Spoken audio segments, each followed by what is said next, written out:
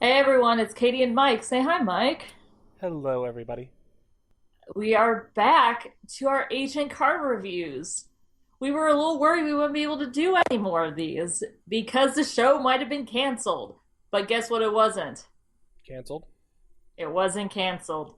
As you can tell, we're doing a little differently this year. Last year, we were on the couch and talking, and usually having either some kind of hot drink or eating some kind of dinner. Like we've had, I remember in one of our last videos, we made, I think, chili or soup or something.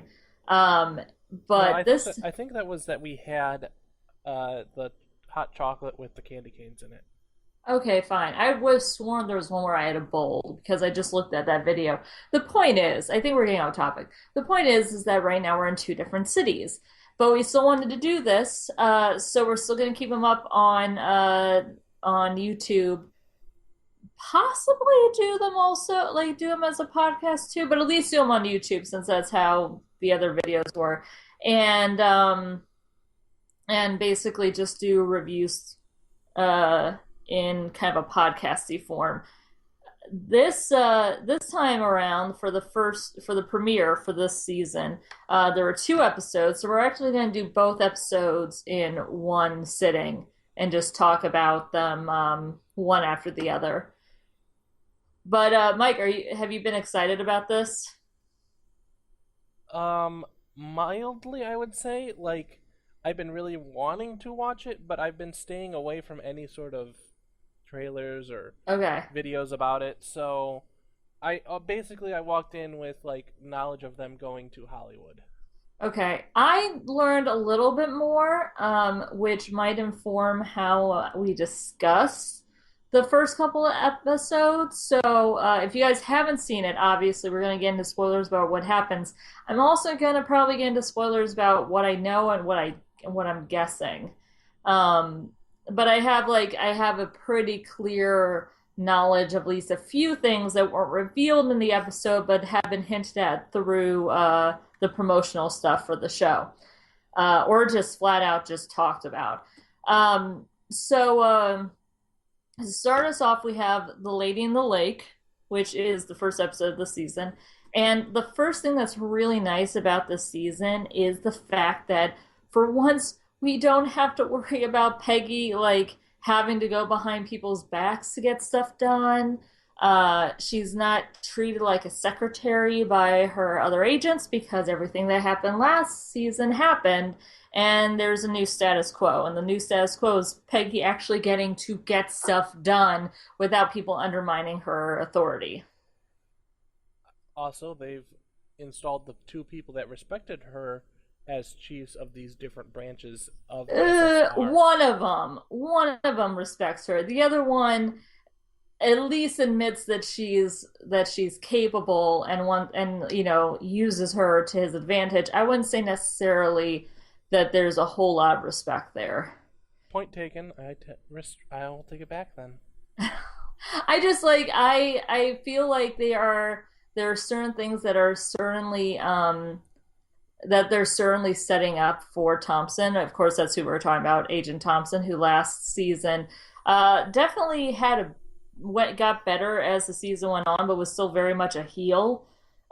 This season, it's very much again him still kind of being a jerk, but it starts off actually with a familiar face where we get to see Dorothy trying to from the antagonist from the last season, who we knew escaped but was injured, but she was trying to rob a bank, Dottie. and yeah, Dottie, but and basically, uh, Peggy comes and kicks her butt, and it's a really good fight scene. And it's like one of the first things that happens in the whole movie, or in the whole show. It's really good. The it's just Haley Atwell getting to just do all of her great punching and like stunt work, and it's so good. Um, and Yeah, it's just a really good setup for the season. It was a really high energy Opener. start. What? A high energy opener. And it Yeah, begins with that exactly. fake out because Dottie's wearing that outfit that Peggy Yeah, and it's is clear shown in all the promotional videos. it's absolutely clear that that she did that to piss off Peggy. Like in you could tell that her plan was she's going to wear that and get away, get away with her steal and totally screw with Peggy. Was clearly the point, you know? And I like that. Like you could totally tell why she was doing that. And then it turns out she gets captured. And she was going after this like hairpin. It was either a hairpin or a lapel. I think it might have been a lapel pin. And she won't tell. She and Peggy's trying to wear her down in the interrogation, but she won't tell anything. And right when Peggy is in the middle of interrogating her, uh, we get a phone call. Thompson does from Souza, who is out in L.A. because there's this weird case involving this woman who is completely frozen in a lake in the middle of like a heat wave in LA. And so Thompson is basically Souza says, I need someone, I need like one of our best men. And he goes, oh yeah, I'll send you the best man. And he basically does it to like to rile, I think it's really to rile Souza up more or less because clearly like he gets that Souza had some feelings there. Maybe something light had happened, or I don't know. That was one of the things that I saw in interviews that they had done. I forget if it was Haley Atwell or the guy who plays Souza, but they had said that that something might have like there might have been some little change, but nothing really happened. And so when he left, it was awkward, and there's a lot of unrequited feelings there. So Thompson sends Peggy to LA saying, oh, yeah, Souza totally asked for you himself. And she's like, oh, okay, which he didn't. So she ends up going and meeting Jarvis at the airport and going and starting to try to solve the mystery. Uh, and this is just a big reminder, though, that like Jarvis and Peggy are so great together. They're such a treat. Yeah, they really play off of each other really well. It's yeah, it's a really good like they just cast really well with those two in particular. James D'Arcy plays and we've seen him in like I feel like at least two other things since Agent Carter season one ended. But Jarvis is still charming as ever and he's very ruffled about the California like culture. I think the way I put it on Twitter was like, oh God, thank goodness, another British person is here. I can complain about the avocados now. Uh, And the palm trees that provide no shade. yeah, they are totally ridiculous trees. He's very ruffled about it, and he has to take care of a pink flamingo because Howard Stark is ridiculous, and Stark is off gallivanting and trying to build a Film film studio. studio because of course he is. Um, and then in the meantime, so at this time, um, they end up Souza and Peggy end up working with this in town. Is was he a sheriff or was a detective? I think he was a Detective detective. with the LAPD. Yeah, who keeps working on these cases, but this one was a real doozy. So, it was it but it had the same MO as another killer, so they think that it was the same guy and that it was the starting of possibly a serial murder. Um, and it basically leads to they find out that her body was frozen, like completely frozen through. It wasn't frostbite and then iced over. Like her entire body was frozen. She was encased in a block of ice. Yeah, she was encased in a block of ice, but even like her like part like her entire body, Was like frozen. yeah, was completely frozen. And so they end up going to the scientist that's working in this like laboratory. They said the name of the company like 1,000 times, but you find out that there's a oh that there is a I forget what the guy's name was. I've been trying to keep track of all the new characters. There are quite a few. Um, I think it's Dr. Wilkes? Is that who you're talking yeah, about? Dr. Wilson is the scientist that she meets. It's very charming and nice, but it's owned by this like high, millionaire. I think it's a Calvin Chadwick. Yes, that's it.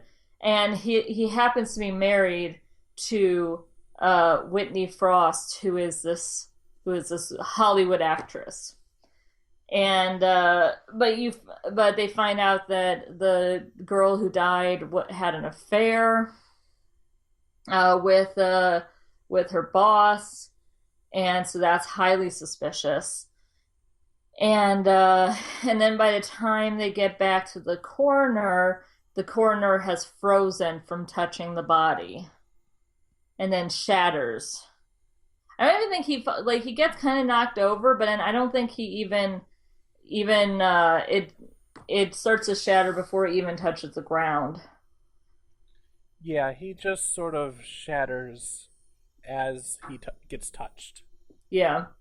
And then but like I said, the scientist that Peggy met with, who again was super charming, he's played by Reggie Austin, and he's one of the characters that was cast specifically as a person of color. Which I think that there are going to be a few other characters showing up later that are supposed to bring us more diversity as well. But he's brought in to examine what used to be the body, and it turns out that the totally innocent detective that started this investigation was actually a part of this. And when he starts to freeze, he kidnaps the scientists because he thinks that he has a solution. He's like, I have no idea. I have no idea what you want me to do. And then there's a wild chase, like there always is. And there was a confrontation uh, when they finally corner him, when they finally corner the detective, but the detective gets shot by a seemingly innocent cop who's not so innocent after all. Nope. Nope. We see him get paid off later on. Absolutely. By the guy who had the affair and his wife, who's basically like, "Oh, it's fine. I'm just cleaning up your mess again, because you couldn't leave things alone." She's very like immediately she has this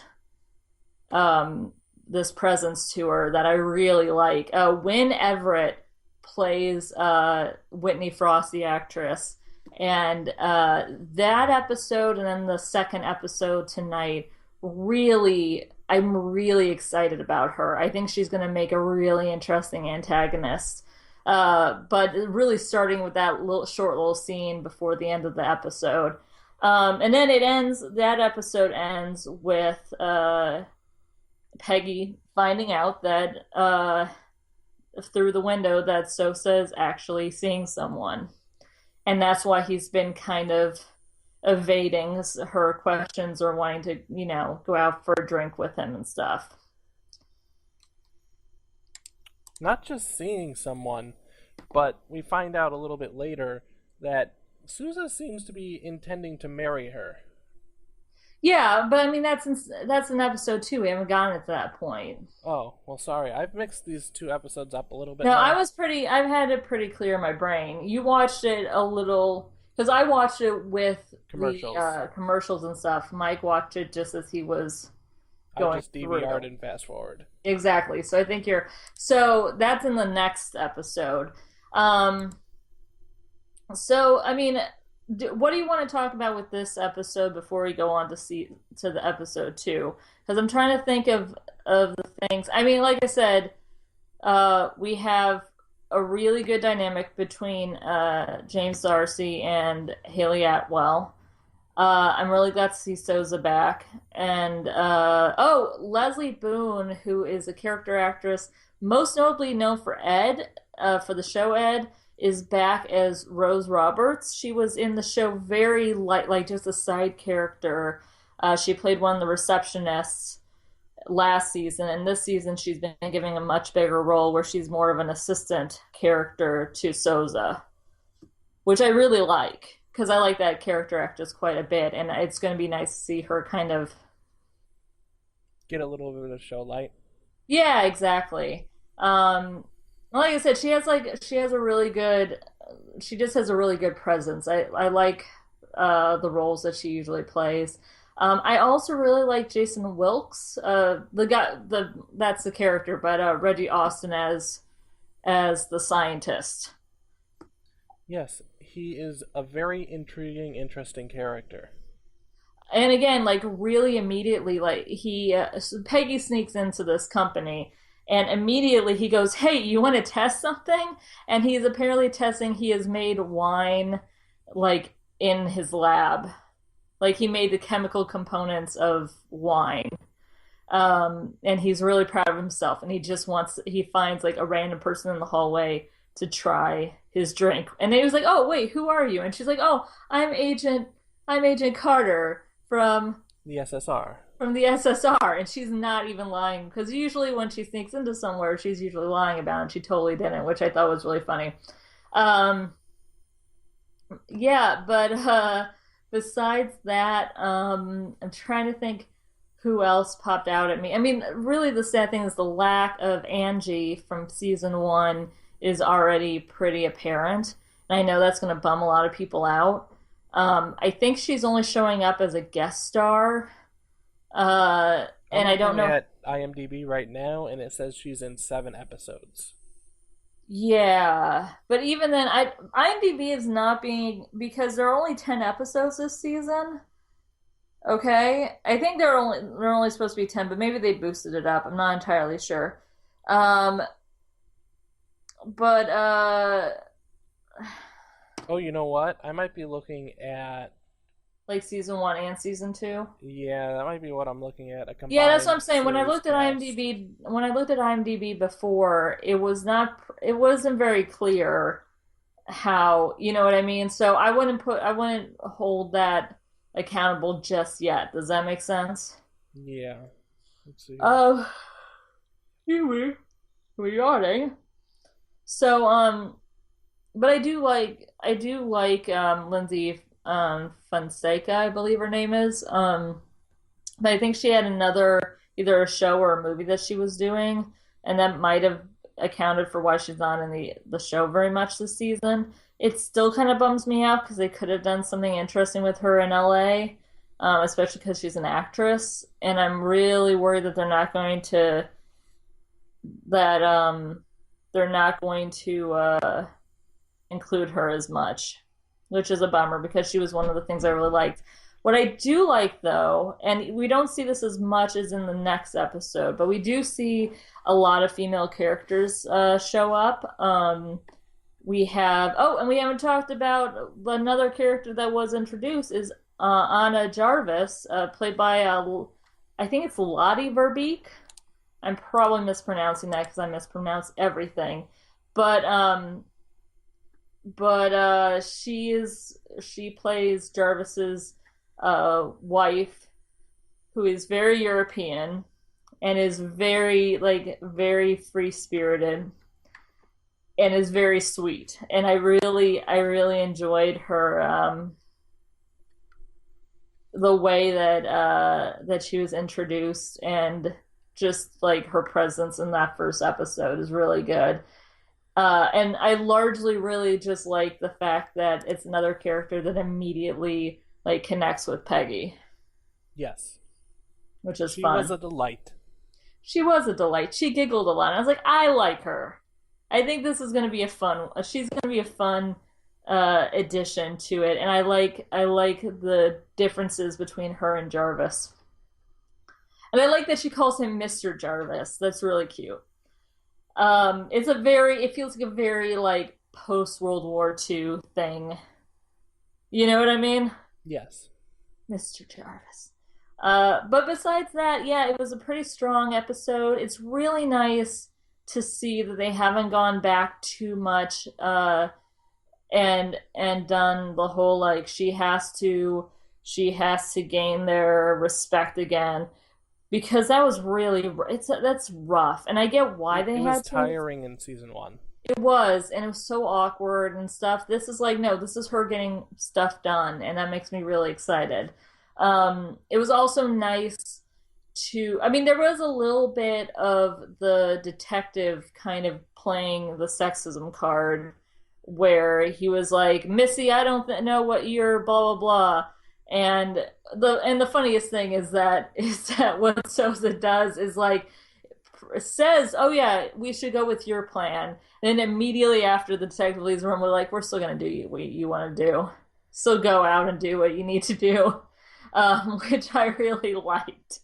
I really like the fact that Souza like knew not to try to stand up to the guy because I wasn't gonna do anything, but just let him go off and do his thing, which will be unsuccessful. Peggy, you go do your plan, which I liked a lot.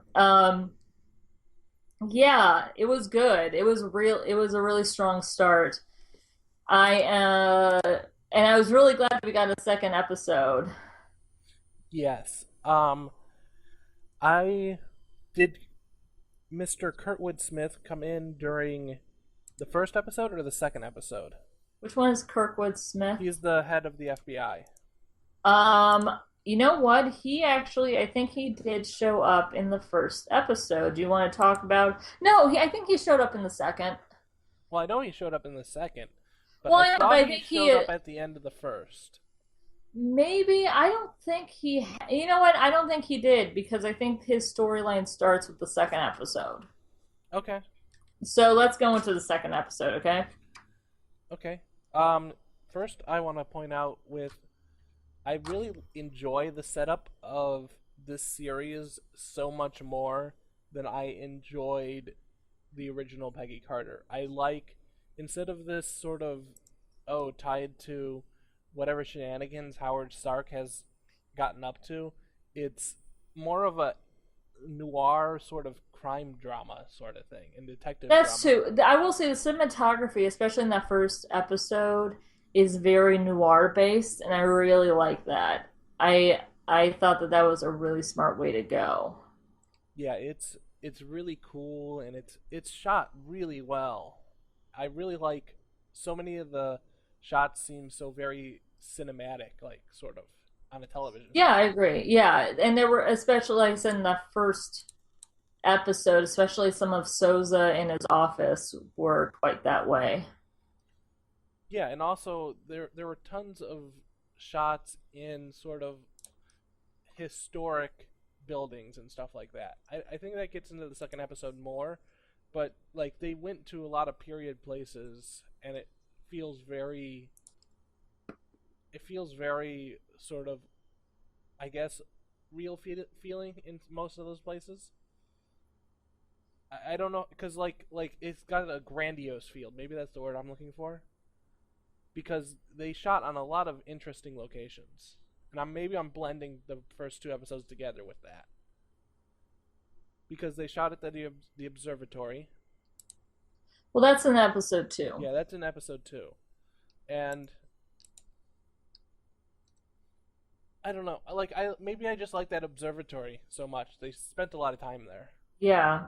All right. So let's get into the second episode, okay? Okay. Let's get into it.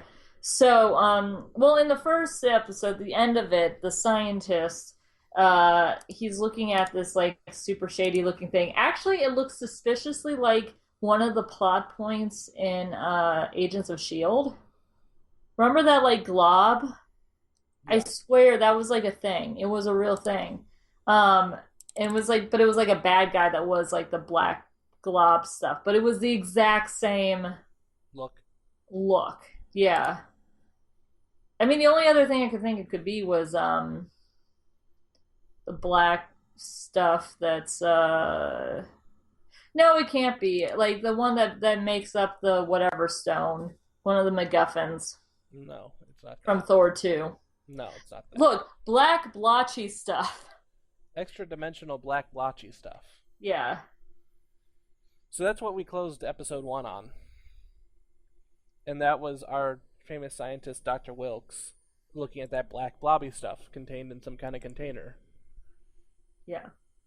Continue on to episode 2. Okay, continue on to episode 2. So the scientist's looking at this, and immediately I saw people on Twitter going like, he's the bad guy. I'm like, I don't think he is. I mean, I get that maybe he's hiding something, and he was, but it actually kind of makes sense for him to not immediately trust the pretty girl. The pretty girl in the pretty dress. And I kind of didn't mind that. So in that in that one, she goes back to the lab and is like, we have a court order, we are searching this place now, and it just so happens there's a quote unquote radiation leak, and she ends up getting slipped a note by the scientist saying that he wanted to meet her. Before this happened, though, because I'm trying to remember what order all this stuff happens in, because this one feels a little more jumbled. The first thing that happens is Rose, again, the assistant, telling Sousa, you need to tell Peggy about your girlfriend.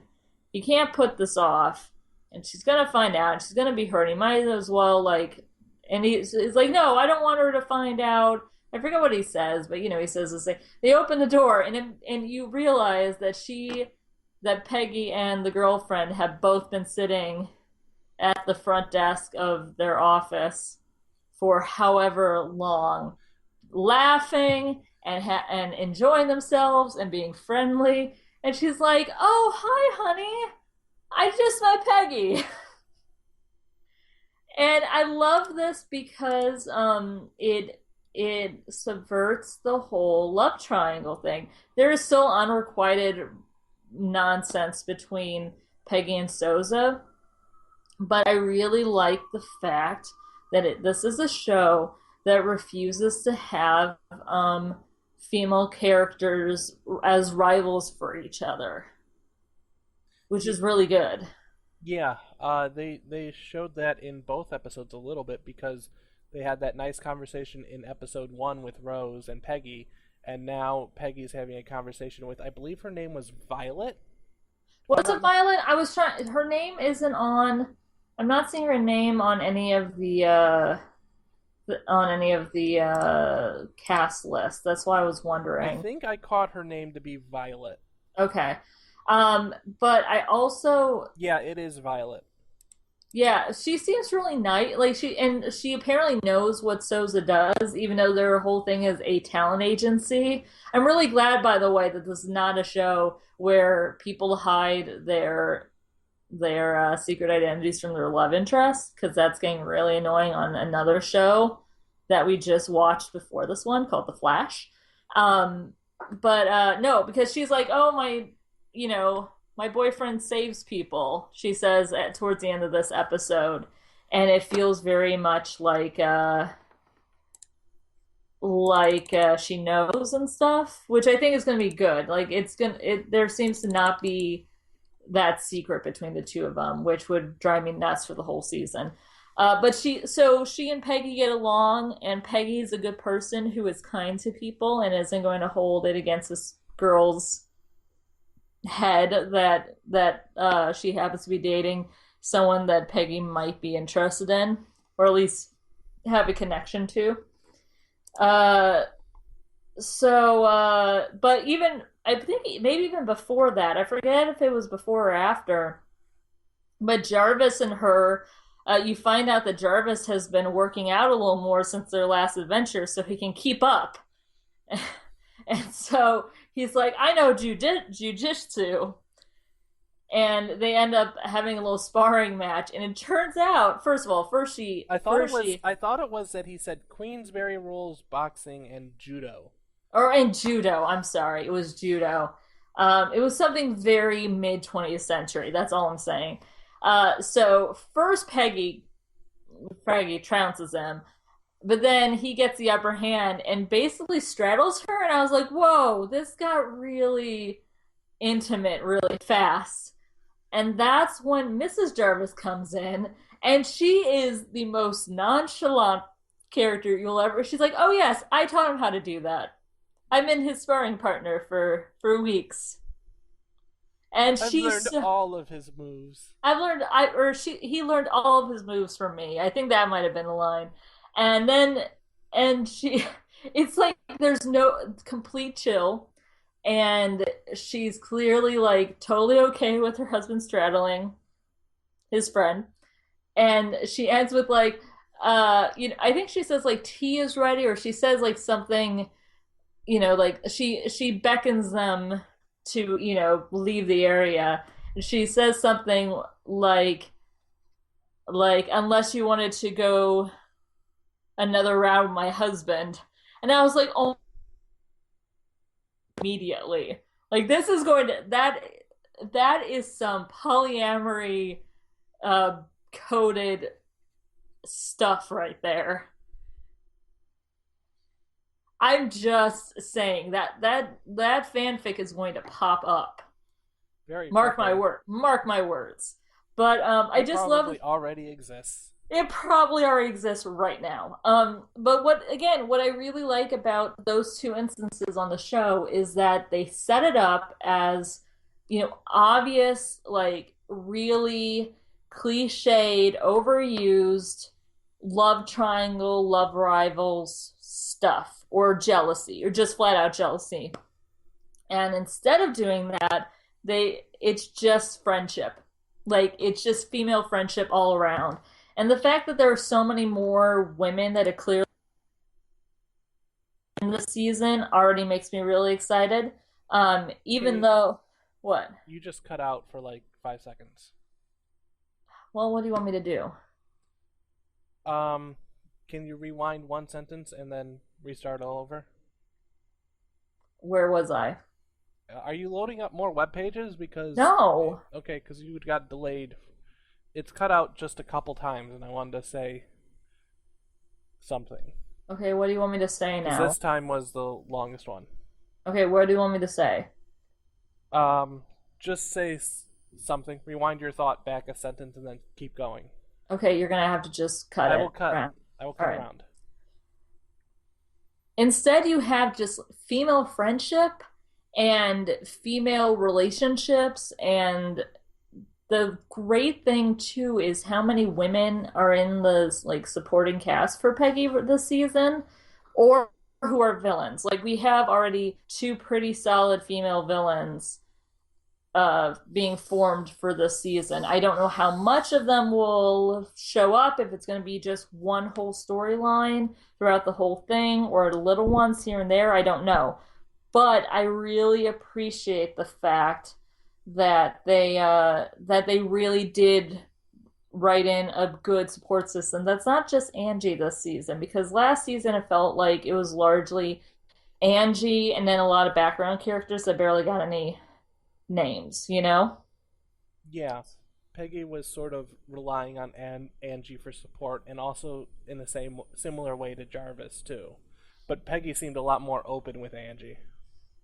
And we still haven't seen any women of color really. We'll get to a The scene bar scene. that, yeah, the bar scene, but it is still a place where it's lacking, is that all these women, yeah, it's great that there are all these women around Peggy. We have, Rose, we have Anna Jarvis, we have Sosa's girlfriend, and we have the villain, and I feel like there might be another. Well, and I know Angie's going to show up too. So you have like four. Well, oh, and Dottie as the other villain. So you have like five really core women around Peggy, and then you also have Angie, who's going to show up at some point, and possibly some more female characters, but they're all white, and that's still a problem on the show. What they do better that I say with an asterisk. What they do better is with the Doctor, who is charming and is really interesting. And there actually is a scene a little bit later that actually shows racism in the mid 20th century in a way that they did not do in the first season. which I was glad to see happen because it just needs to be addressed. But the first thing that happens is, well, not the first thing, but the thing that happens to get the second act rolling is her meeting him as an informant in this bar of her or his choosing. It happens to be a bar with all black people in it. It's a jazz bar. And he specifically says he goes there because it makes him comfortable and makes him feel safe. And part of it is clearly like they make a point of indicating that it's because it's a black run jazz club. Uh, which I think is it was the first time I think I might have tweeted like there are like multiple black people on this show at the same time. This is kind of big. Now none of them have, names besides the one character, and one of them sings, and that's the only other line of dialogue really, except maybe the bartender. So it's there's clearly stuff that can still be done better. Yeah. I really found his character to be really, really fun, but also I don't know. Like, I got the feeling that he was hiding something from the first episode on. Yeah, but I don't think he was, because if he I was, then later on. I know, and they give him his big scene where he gets to talk about this stuff, and I think the I don't reason I don't think we've had a scene with him where he's super open yet. I would disagree. This is what I think. So when they leave and he shows her the observatory, um, and he talks about where he came from and the fact that like he knows that he basically while he worked really hard, he had a really good spout of luck getting the job he got and And he being had a passion. and he had a passion for it, but that those opportunities for people like him, quote unquote, then don't come along. And so he was like, if I'm going to give, you know, if I'm going to give up this job or potentially give up this job, I want to know that I can trust you.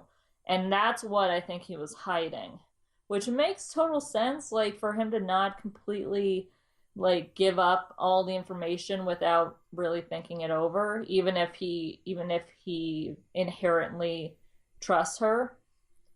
Um, and then he ends up telling her about what the stuff is. Essentially, that they made a really specific bomb that kind of cut a hole through the universe, and this black splotchy stuff came out, but only after like an explosion sucked all The of this matter. matter. It looked like a tiny black hole, Yeah, it looked like a tiny black hole or and all was something. left was this black matter when it was gone. Yeah, so they've been hiding that in the lab. And so she says, well, we're going to have to steal it. And immediately assassins come and try to kill them. And they end up running for their lives. And she ends up switching on in the car because she borrows Howard's car. And Howard's car has a variety of scandalous Accoutrements. accoutrements for his womanizing, including like the main thing, the thing that she ends up using is this switch that is a homing device, so that if he ends up leaving the car somewhere to go off to gallivant and do sexy times, then Jarvis can find the abandoned car and drive it back. Um, so she ends up using that, and so Jarvis then goes to, her work and says Peggy's in danger. I don't know where she is. Blah blah blah blah. Souza gets really like slams the door and starts kicking things because he thinks that she's in trouble. Which is, like I think someone said on social media like you need to get yourself in order, because the other thing is that we find out that he was preparing to propose to her, as you said before. It's like if you're going to propose to your girlfriend, maybe make sure that your unrequited crush on your coworker is like handled. don't use the engagement as a reason to try to get away from something that you're going through, you know? Yes. Um, Souza has some trouble keeping his composure this episode. Yeah, he starts freaking out. He assumes that Dr. Wilkes did something. And this comes right after, I forgot to mention that this comes right after a really, actually, a scene that I'm glad that they kept in, but it's also kind of frustrating. But it comes after a scene where Peggy and Dr. Wilkes go into a diner, and the diner is not going to serve the black guy. And the diner owner immediately assumes that the black man is troubling the poor white woman, and Peggy gets pissed. She gets really mad and is about to kick some ass. And I think she ends up having to buy a sandwich in order to use the payphone, and she's really angry about it. But I really like the fact that they actually went there and they actually brought up that there was racism in the MCU, because but the only problem with that, of course, is that it totally implies that there was no racism in New York. And look, I know New York is a melting pot, but it was like post World War II in New York. There would have been the exact, maybe not the exact same kind of racism, but it definitely would have been still very prevalent. You know? Yes, it should have been something that we saw in the first season. She should not be surprised by this, Yeah. is what I'm saying. And it's kind of weird that they're like, well, what? This occurs? This occurs? That's Preposterous. ridiculous. Yeah, exactly. I will punch every person in LA. Yeah, exactly. But she does get really mad, and I like the fact that she's very like, how dare they? How, like, that, no. No. So yeah, that was fun. The other, well, the other interesting thing, plot-wise, is that we see once again Whitney Frost, who is the actress, and her husband is basically, there's a secret society of fancy rich people who are doing shady things, and they put the kibosh on all their scientific stuff because of the girl who died in the first episode. But they're like, oh, but don't worry, we're putting a bid in for you for senator, so you're still gonna be like part of the group. We just don't really trust you for sciencey things. We're moving you out of the inner circle. Did you know who plays one of the guys in that inner circle, Mike? I recognized a few of them, but I will leave it to you to remind me of who these people are. The guy, he wasn't the main guy you talked to, he was right next to that guy, and I'm sure because he's one of those character actors where I'm pretty sure his character's gonna have a big role again. His name's Ray Wise, but he was Laura Palmer's dad from Twin Peaks. Oh, okay, yeah. He's like an amazingly good character actor, like ridiculously good performances throughout his entire career. So when I realized he was on the show, and I feel like that was one of those announcements that I remember now, but I completely forgot about it when we watched the episode, and I was like, yay, he's so good.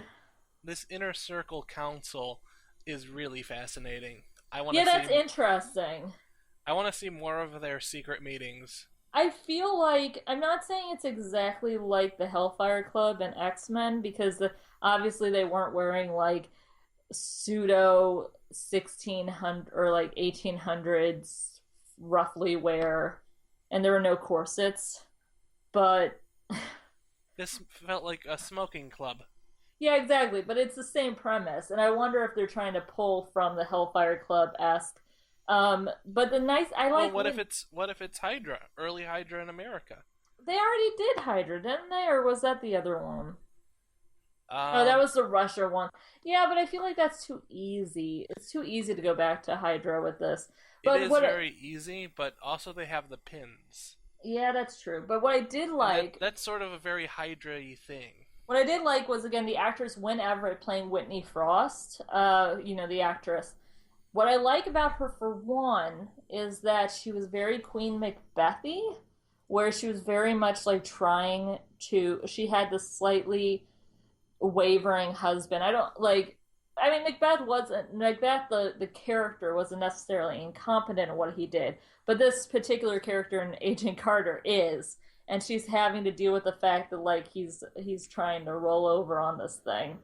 But I also really like the fact that they're dealing with the sexism that she's going through, like really specific, really, really, really gross sexism of like Hollywood at that time and Hollywood now. But and who was it? I think I'm trying to remember who it was on Twitter because I want to quote her correctly. I think it was VA Gentle Nerd on Twitter who actually said that you would be surprised how many times Hollywood sexism is of like a villain's origin story. And it's like, no, that makes sense. That makes sense. Um, so and the other thing I really like too is that there was another really good right before when she goes before Peggy goes out to the swanky like nightclub, uh she and Mrs. Jarvis have another really cute scene where she ends up apparently Mrs. Jarvis sewed some garters that also have that are Sure. also a holster. That Which was when they went to the racetrack. But yeah. no, that was second episode, I think. No, that was for going to the racetrack. The Oh, second episode was when she picked out the purple dress. oh, the purple dress. Sorry, but I do really like that scene. There's a lot of really good Moments moments. with Mrs. Yeah, Jarvis. yeah, she's super cute. Uh, but yeah, so they end up trying to go to the Peggy and Dr. Wilkes go to the lab to try to get the black matter, and then that's when things get hazy because okay, so Peggy goes to distract the guards and knock them out so that they don't have any trouble, and he goes to get the black matter, which he does, or whatever zero matter. I think it was called zero matter, and then who should show up but Whitney Frost, and she's holding a gun, and Dr. Wilkes, being a scientist, you know, postulates that, well, you wouldn't shoot me if I'm holding this, which is a pretty good point. But they struggle with it, and it cracks. Yeah, they wrestle a bit, and the black matter falls, or actually zero matter falls, and it cracks open. And then he says, we need to get out of here. And then you don't see anything. And then the next thing you see is Peggy trying to run towards there, and there just being like a gigantic hole in the floor. And people saying no one could survive that blast, which doesn't make sense to me. Yeah, because like it didn't look like anything was all exploding except for a hole in the floor. Yeah, and also we never saw him die. And usually, if you don't see the person die, even if you do, honestly, in a comic book, you know, based media, generally there are ways around it. But if you definitely, if like the main character or character die, there's a good chance they're not dead. The problem, of course, is that I don't want to just say that and be like, oh yeah, but they do have like a man of color as one of the main supporting characters this season because guess what? I don't know if he's dead or not. I can't make that call quite yet, even if I'm fairly convinced that he's going to show up again. I don't know how much. That's the Well, problem. here's the thing at the end of the episode. The reveal is that Frost survived the explosion. So Yeah, seemingly something must have. Dr. Wilkes probably survived it as well. Yeah, and yeah, I think that's a really big possibility, and maybe he just ran in his confusion. Uh, so I feel like that he will come back, but I do hate the fact that in the first night of this new season, I can't say that for sure. I can't say how often he'll show up. I don't know how many episodes he really has. And that's kind of a bummer. It's kind of a bummer to say that, you know? But so it does end. The episode does end with Whitney Frost kind of trying to compose herself in her dressing room. I see a slight crack, the same kind of crack that you saw in like the sky after the bomb dropped. And not just That that, video. but By the way, that bomb video was really good. yeah, Like that bomb video was that excellent. was on Twitter. I had said like this show like really bumped up its special effects because that was actually really well done. Like that was pretty. That was some pretty good. Some good work there. But along her hairline. Yeah, she has a small black veiny thing along her forehead, and it looks to me like the similar thing that the dead lady at the in the first episode had along her entire body. If you remember That's her, quite the same, but it obviously there's a connection in some way. And also, by the way, the lapel pin. I think you mentioned it a little earlier, but the lapel pin is the same kind of pin that Dottie was looking for, so that's clearly connecting those two cases. And then the other thing that's connecting those or well, the other thing that's going back to the stuff in New York is the fact that Thompson is being told by the guy who played Red on that '70s show. It was Kirkwood Smith, I believe, is the actor's name, but it's telling him like you need to start playing ball, you need to start playing politics if you want to rise up the ranks and get into because like this department is that you're in is a war department and that's not going to be around for much longer. Whatever the next big thing is, you're going to want to be playing ball. So that's why you should let Dottie go to the FBI, which seems like a really not smart thing to do. yeah, I mean he doesn't fight. Basically, because we didn't bring it up yet, but Kurtwood Smith, who's playing one of the heads of the FBI, walks in on Thompson's interrogation of Dottie, Oh, we didn't and even talk about let's really quickly go over the fact that Dottie completely like he did his whole like intimidation thing from last season where he had like the stick that he beat people with. And she basically one upped him and got the table like to slam his throat. she took a table to his face. Yeah. And I'm just like, Thompson, you're useless. And clearly the fact that Peggy's better at interrogation probably was another reason why he left her or why he sent her off to LA.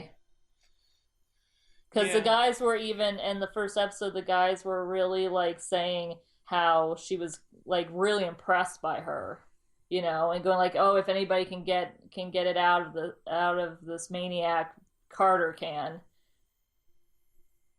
And I thought that was really interesting. But yeah, you're right. So the FBI guys come in and they take Dottie. And Thompson is pissed, but he plays ball because he wants to go up the ranks. And I'm starting to wonder if they're going to end the season with Peggy getting Shield. I gotta believe that's going to happen. I kind of believe that as well because we know Howard is going to come in at some point during this season, and also that um, it's sort of it has the feeling of that sort of like, oh, we're sort of getting the band back together, and the whole little theme so far going is that the SSR is a sinking ship, Yeah, yeah, and definitely. we There's know the definitely changes eventual happening, and there's going to be changes happening. Yeah, there's we going to know the be eventual outcome of that is the foundation of Shield. Yeah, we know that's going to happen. And so yeah, I'm thinking I'm really anticipating. I thought this last season too, but I don't think they had enough time. But I think this season, I think they're going to be setting up Shield, and I think Thompson's not going to get it. I think whatever it like, I think maybe it's gonna be one of those things where like where someone walks into their office and Thompson at the end of the season thinks that he's going to get the promotion. They're like, Carter, you want to come work for us? I think it's actually going to be one of those things where I think Kurtwood Smith is playing Thompson for a fool, and that Kurtwood Smith is going. He thinks that he's going to get the in the FBI, and he actually doesn't get that. Yeah, that could be it too. I think So, I think Kurtwood Smith is going to be playing him for a fool, and yeah. I think Souza and Peggy and Howard all working in LA together is going to possibly start forming Shield here. Yeah, but Or it's at least also it's not like going to be the first Shield case, but we'll see at the end of the season that yeah. Howard is like, we need to take things into our own hands. It's also weird with MCU continuity because technically it's supposed to be in like Jersey, you know? Well, You know. Yeah. maybe So Jersey's just the first Shield base. okay, fine, whatever. So do you want to know what I know about one of the bad guys? Um, you should probably tell people that if you don't want to know, they should probably stop now and not Yeah, how about if you want to stop now and not get revealed hear on later anymore? episode spoilers. Go ahead. Yeah, Have an enjoyable time. Watch Peggy Carter. You I would just probably like to already point have out if you're this far. has been like announced already basically. Like news sites Covered this. have already covered it. So it's not like I'm saying anything like deep insider or anything. But I just realized that some people might not realize it. Yes, like I didn't realize it until I opened up IMDb, and then I was like, "Oh, Yeah. that's who that is." Oh, see, I was waiting for you because before we did this, I was like, oh, I know who one of the bad guys is, and Mike was like, oh, really? Who is it? And I was like, well, you don't know? You don't know, Edwin? Yeah, all right. So this is what it is. Whitney Frost, the actress who we see with the cracker on her hairline, is Madame Mask, Dun dun dun. which is kind of perfect because Madame Mask is a Hollywood, California villain. People who have read the Fraction Aja Hawkeye book will recognize. Well, actually, not it's the Annie Wu stories with Kate Bishop, where she goes to L.A.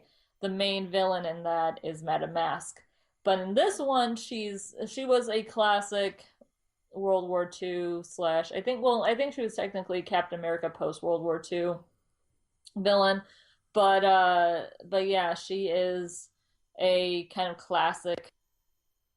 Classic Hollywood villain s. Yeah, and she has a mask, so obviously like the face thing is gonna be like great. And like I said, she does like a Lady Macbeth thing that I really like in this so far, and it was really like I wouldn't say necessarily subtle. There was a little bit of chewing of the scenery, but not much. I felt like it was just enough to give her like that presence. But I'm really excited to see Well, yeah, where. because she's taking things into her own hands too, Yeah, and it's like, so good. And um, also the fact that she's dealing with like you see her deal with the anxiety and stress of being a woman in Hollywood at that time and being a woman who is aging as in like like aging like a human being and being treated like garbage more and more and realizing that she was going to keep being treated like garbage and then her husband comes in like, "Oh honey, that big evil plan we are going to do has fallen through, but I might run for senator and then probably sleep with a bunch of other girls." That well, will work, well, right? like he was already running for senator. It was sort of like, oh, you're the CEO of this company. We want you to be senator, and this group has moved like, you're no longer going to be a part of this company, but we're still supporting you to be a senator. So they've just moved him outside of the inner Yeah. ring. I think there's something else going on with her with the aging thing. I think that this was supposed to like there has to be something more than just the money that was making her need that stuff. Well, Because if it was the money, then being a politician would probably be fine. Like she could definitely, you know what I mean? Like the power and money thing could probably work. There has to be something with the actual science of it. yeah, I'm wondering about that as well because uh, her her whole arc so far doesn't seem to match up completely. Like she wants, like it's seemingly that she wants money and power, but yet she's totally into Desperate, like this super desperate. desperate to get this technology going. Yeah, I agree. And so something's up with that, and maybe something that was another group that was studying something of the properties of this liquid, something. I don't Something, know. something. But so Something yeah, science will so make up. I think that's all I have so far. I think that's all I have to say about the season so far. It looks like a lot of fun stuff. I think that there's lots to do, but I feel like they did put their best foot forward as far as some of the criticism of the first season. What really needs to happen now is to make sure that Dr. Wilkes comes back because if they have him in the first two episodes and then he doesn't show up for the majority of the rest of the season, that's not really a good thing. I think that's not really gonna fly, especially when you have agents of Shield that kills off like people of color fairly regularly and kills off like I know at least one really popular black male character that was killed off for angst. So I stopped watching after Mike knows this, but you guys probably do too. I stopped watching Agents of Shield, I think like mid-season last season. And so it's just been I think the last one we really watched together was the one where wasn't it where um what's her name gets her powers? Like they have that. I watched a little bit further than that, but not by much, and then I just kind of fell off of it. I I think I've don't. seen like bits and pieces here and there, but I just kind of got tired of it.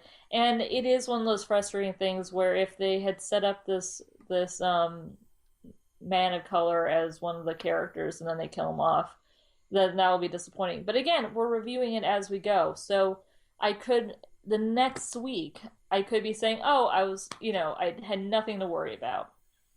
Yeah, But you I won't have to can't eat say your either hat way. either because it's something that they haven't shown yet. Yeah, exactly.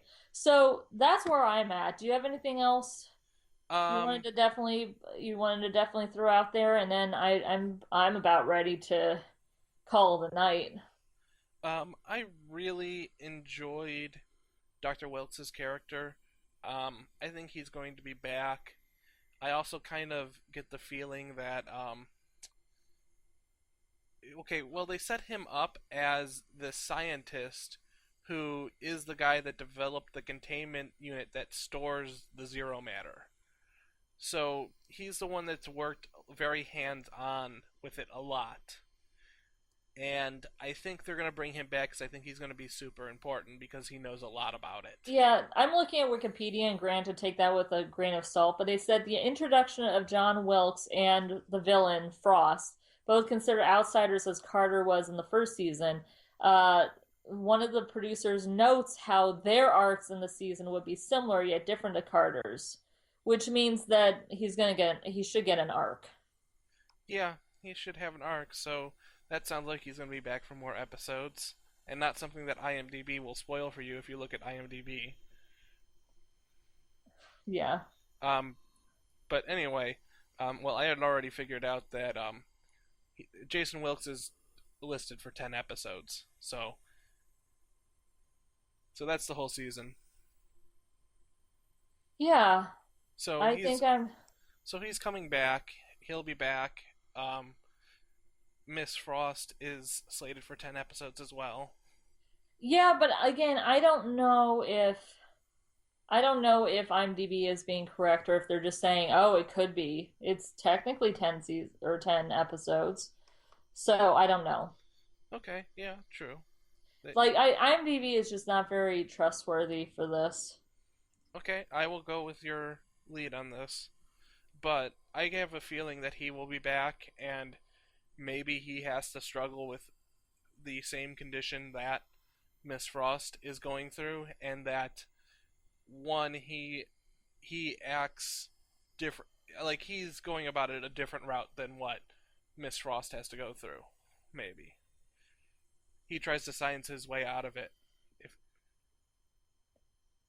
Yeah, yeah, I agree. All right. I am very tired. It's been a very long day, but I had fun and I'm excited to do this for the rest of the episodes. Yes, I am too. I am really looking forward towards this season because, as I said before, it's I love a lot of the cinematography and like the look and the feel of this show right this season. It feels so much better than the first season, and I love the setup so much more than I liked the the Stark Invention setup. Even though that Stark Invention setup did turn a different way than I thought of in the first season, or at least it faked me out in which direction it was going to entirely go.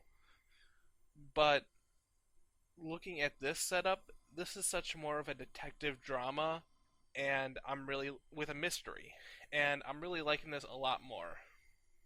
I'm enjoying it a lot more as a plot and Yeah. something to figure out and a little bit of a mystery. And it also feels like Peggy's not held back by the men on the show anymore. Not in the same way that she was the last season. Like she can actually do what she does best instead of She's doing detective work with Sousa and the office rather than having to go behind everyone's back and do her own detective work with Jarvis. that illegal work, by the way. Yeah, But yeah, so with that, I think that I am done. But